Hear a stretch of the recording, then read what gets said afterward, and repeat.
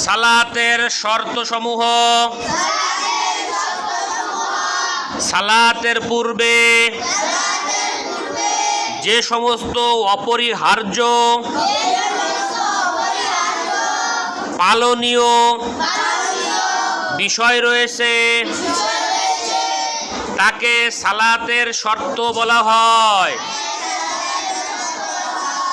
সালাতের পূর্বে যে সমস্ত অপরিহার্য পালনীয় বিষয় রয়েছে তাকে সালাতের শর্ত বলা হয়।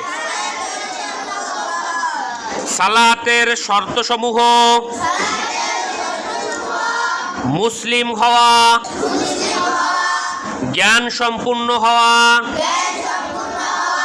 প্রাপ্ত বয়স্ক হওয়া,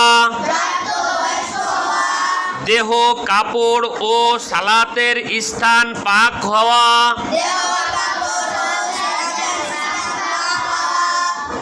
সতর ঢাকা, পোক্ত হওয়া,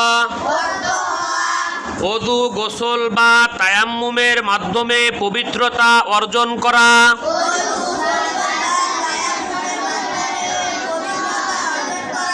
কিবলামুখী হওয়া, অন্তরে সালাতের নিয়ত করা।